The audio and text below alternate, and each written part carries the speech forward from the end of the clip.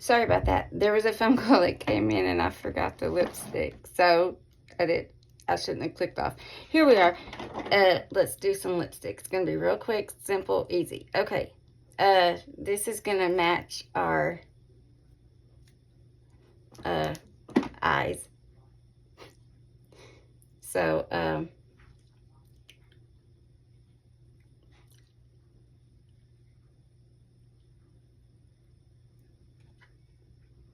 going to do this.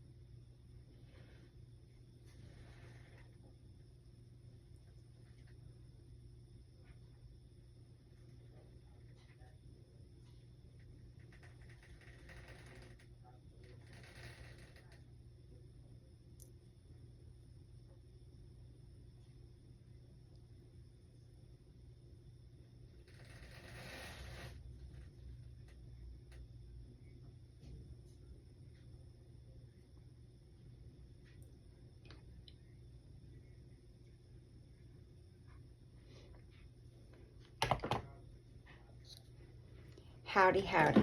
Now,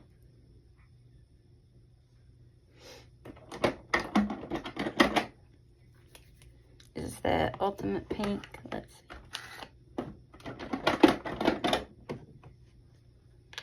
I don't know which color I want to use.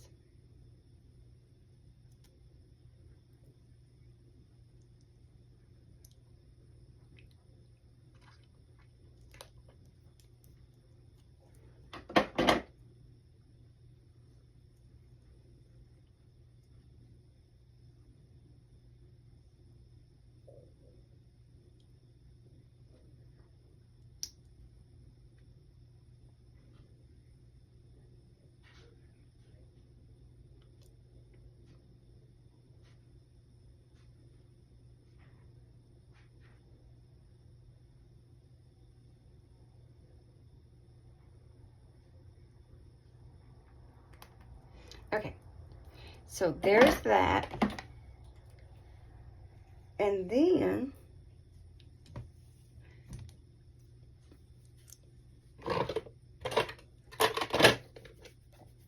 it's time to let your hair down.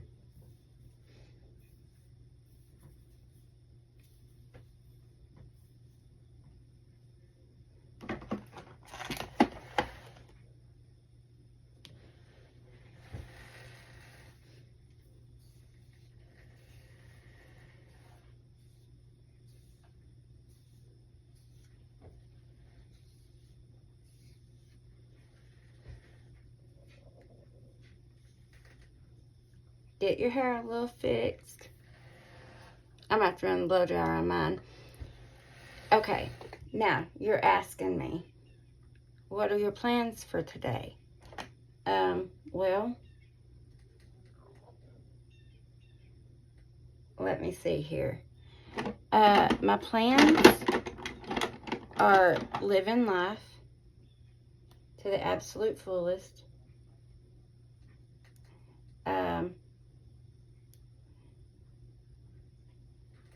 I have to go in there and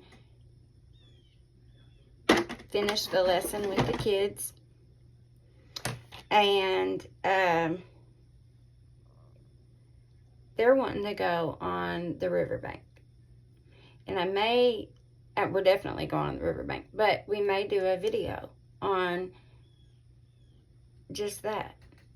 So then you might have a comment or might have a thought as to, why would we spend time on our makeup and looking nice when we're not going out or doing something special? And here's my thought on that. I used to be one that did my makeup every single day. I mean, like, there's 7 days of the week. Maybe I might have one that I didn't get my makeup done. When my kids was little, Mondays was the hardest day for me to get makeup done. Sunday was everybody get ready, let's go to Bible study, everything has looked perfect, the family meal, everything. By Monday, I was tired. So Mondays always has been my day of almost relaxing. Like, kind of like, not necessarily relaxing, but like trying to figure out how to get the whole week. But that was my day of getting the agenda going. It wasn't my day to really, looks and outfits and that kind of thing goes out the window. Monday was also a day I didn't typically get the hot bubble bath or things like that, right? Monday and then Tuesday. Tuesday would be like my Monday for the week. And then after that, Wednesday, it started flowing better. Wednesday night, I almost always had a bubble bath.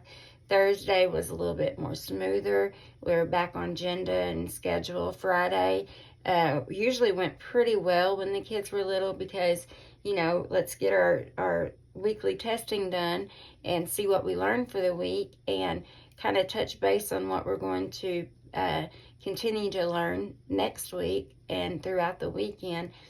And then also Friday night, family night, game night, let's get it going, right?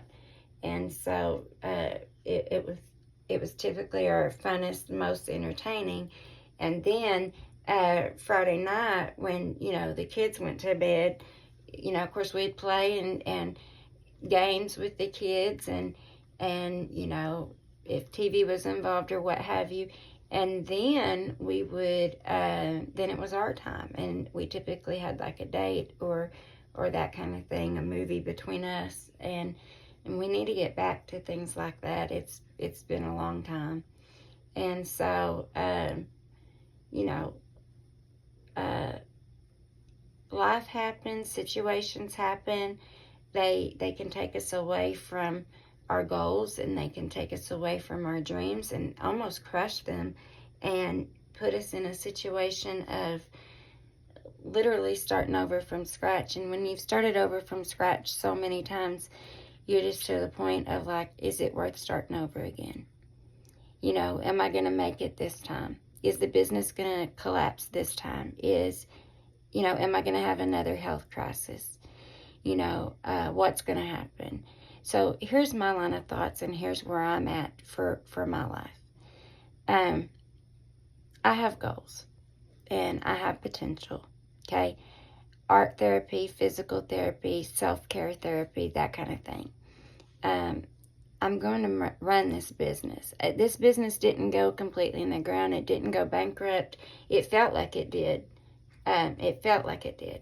But the reason why the business didn't go bankrupt is because it wasn't bought on credit or it wasn't bought on a loan.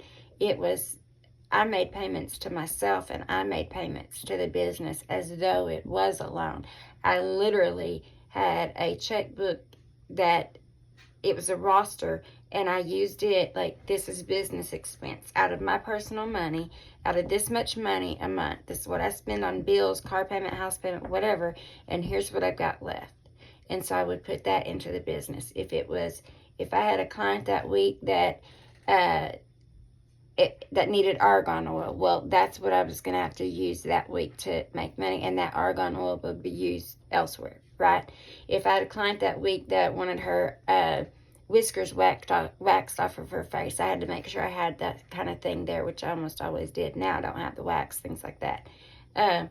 But what I'm trying to tell you is, or if it's art, if it's wood burning, do I have the equipment that I need and everything running? Do I need new tips? What types of tips do I need for this particular project? Those kinds of things. I'm also, I'm going to run this business and I don't have a lot of physical strength. Like I can do the set down part and I'll clean up as much of my mess as I can and that kind of thing. But I'm going to have to have help and accept help and appreciate the help. And I do. I'm telling you, life is going to get better. There is no way to keep life at stagnant. And so we're all going to work together. We're all going to gain skills. We're all going to grow in life. And so what are you wanting to advance at? How do you want to grow in life? I have a friend, she's wanting her own canning business. And she cans from her own garden, but she's also 70, how old is you? 72, I think. So now she's not to where she can grow everything that she cans, but she's wanting to figure out how people can bring their produce in, tell her what they want, and she can help them by canning it. Then they pick up their product, that kind of thing. And I think that's beautiful, and I think it's very much needed. Like, you know, she cans anything from eggs to meat to vegetables, green beans, fruits, pie fillings. I mean, just she's got it down packed. You know, I would like to do like skincare, makeup, art, those kinds of things. Also, as a mother, like my lessons plans for the class. Also, as how I budget the family in a lot of ways. Like, I'm open, I'm transparent, let's do this. Also, if we have to improvise on certain things, like today we went to the food bank and we're very blessed with what they gave us. We're very grateful. And also, I'd like to know, you know, if y'all need volunteers, I have children that can volunteer and they don't mind. They need to do this. It's good for them. And so we're very grateful for the program.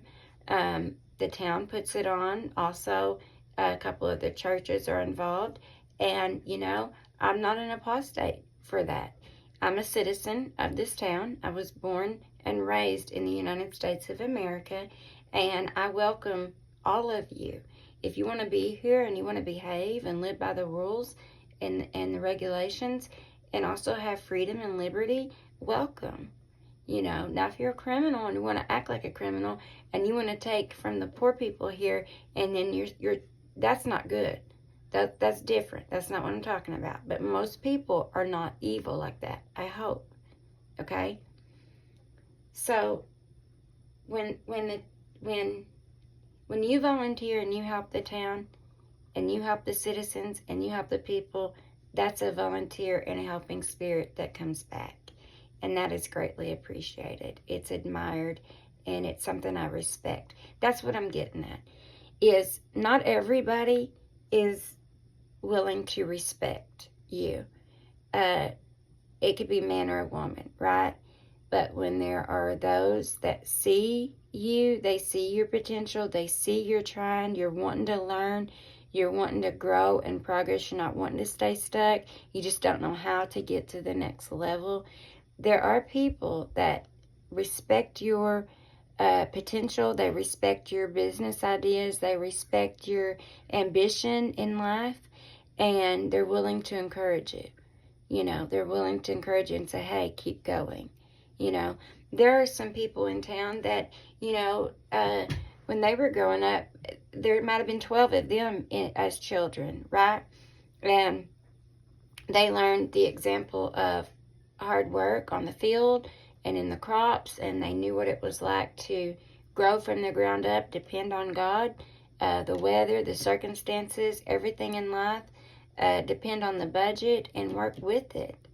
And they might have lived at what the other parts of the world might view that as poverty, and they might feel like that certain people of the world that have been born into certain things, they're like, well, they're never going to make it because of their level, or because of their bloodline, or because of their or because of this, or because of that. But there are some people that said, wait a minute, I beat that odd. Wait a minute, that's what was said to me. Wait a minute, no. And furthermore, you were born poor too, and you became something. And furthermore, Jacob over there, I don't know a Jacob in the town, so if there is a Jacob, I'm just making a name up. Jacob over there was born rich, and he's gotten himself in so much legal trouble, and he's a spoiled brat and into drugs and everything else. Not everybody that's on this level is exactly what you're saying that they are. Let's just step back and let's see. Let's give someone a chance in life, right? Know what your goals are. Know what your potentials are. Write them down and live that. I have every right to be on a social media platform. Do I want to do it safely? Yes, absolutely. I don't mind if man or woman is in the audience. I want respect and us behave. And it's predominantly for women because I'm a woman and we deal with certain things. And there's certain things I can offer to the table. And there's certain things I need to learn from a woman. Okay? Almost all doctors that I will ever go to from here on out will be women. My primary care, she's a woman. I know she's trying. There's reasons for that. Okay? And there's going to be moderators. There's going to be, I might have an agent come along and just say, hey, this is, but at the same time, it's still my platform and there's still things I'm going to talk about. Now, there's certain things, we're not going to talk about. But there are certain things and there's certain ways to talk about them. And they're subjects that people need. They really need, And so we can be here for each other. And, and I would like to be able to say, here's my email address. And write in and tell me something you're going through. Or if you can't email and get it out, because sometimes putting those feelings and what you've gone through down on paper is extremely hard. So call me. I'm available at this time. Let's talk through it. And sometimes people are so down on their luck that if they just had a friend to listen and they just had a little time spent on them, whether it's a massage or some skincare or some, putting your hands in the paraffin wax and drawing out that arthritis, if they just had that little time and little attention to help get them back on their feet, man, they might go a long way in life, Sometimes that's what it takes, is just a little bit of time and attention. And so I appreciate y'all for your time and attention. It's been very therapeutic for me today. It helped me get back on my feet and at least get back out there, And so please know that you're loved. Please know that God is with you in your life. And He sees everything you've gone through and everything that you're going to go through. He knows the potential that you have and how courageous and resilient you've had to be. And He knows you don't understand. Like, I don't understand everything. I don't understand how a lot of doctors can be criminals and still get away with it, still be doctors, because it feeds the economy. But yet, you're the person that told what has happened. And, man, they hate you. Because you're interfering with their, what do you call that? Scandals and schemes. And if you find a doctor that's Medicare and Medicaid fraud, don't continue to go to them. I know when life and death is on the line, be looking for a doctor that don't do that. Because listen, if they're going to fraud Medicare and Medicaid, they're going to fraud your records. If they're going to lie to Medicare and Medicaid that they've been doing this, and this, and ain't done that, don't you think they're lying about your records? Yeah, that's my line of thinking on it.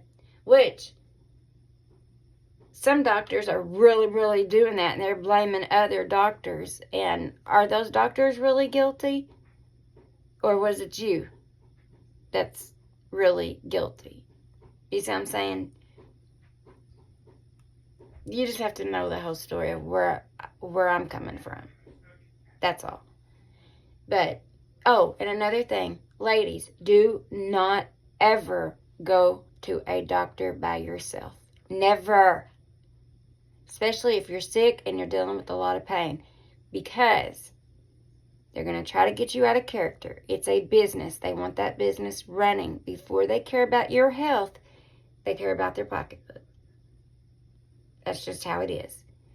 And if you're not in good health, or if you're trying to be in good health, if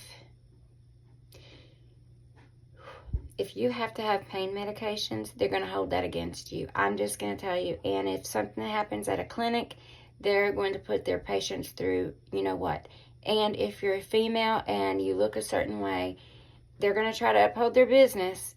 And they're going to say you are at fault for every bit of everything.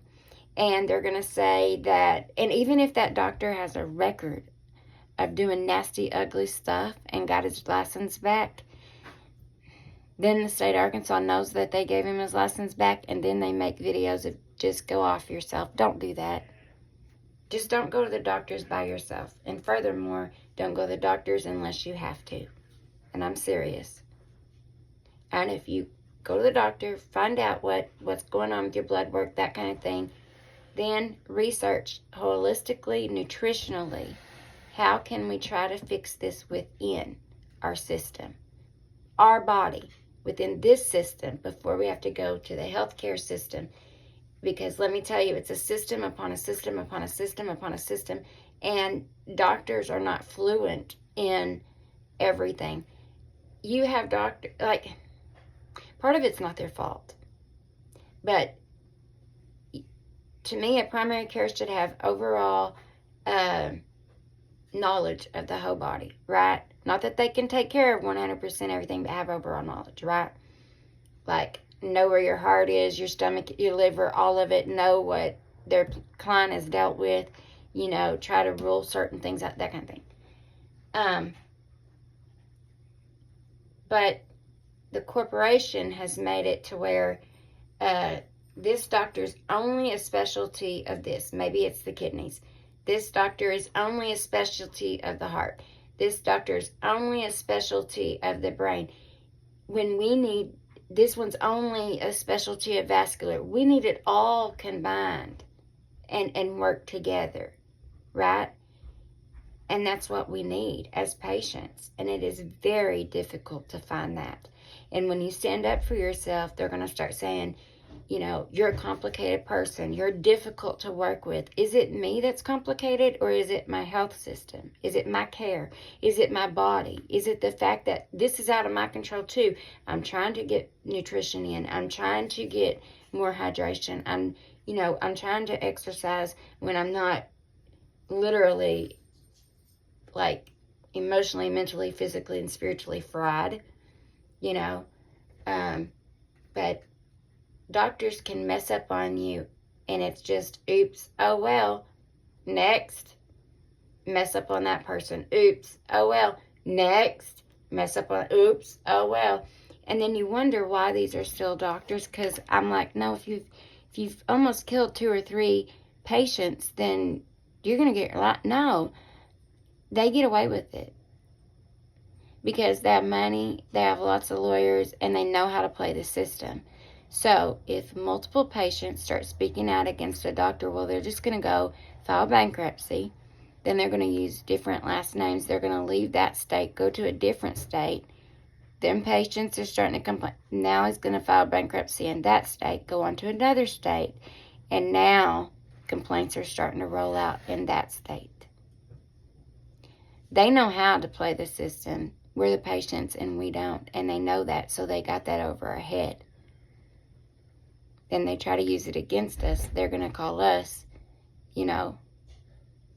everything under the sun. Mental, crazy, put you in a loony ward.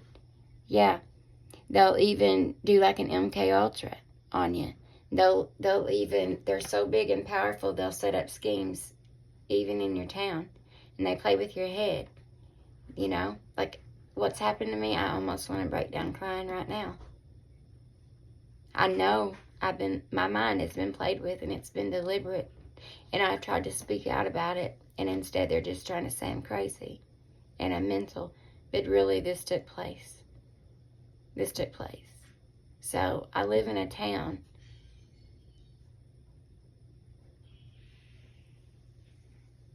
that I want to help and be a part of, but they don't appreciate that. So I've had to step back and just be like,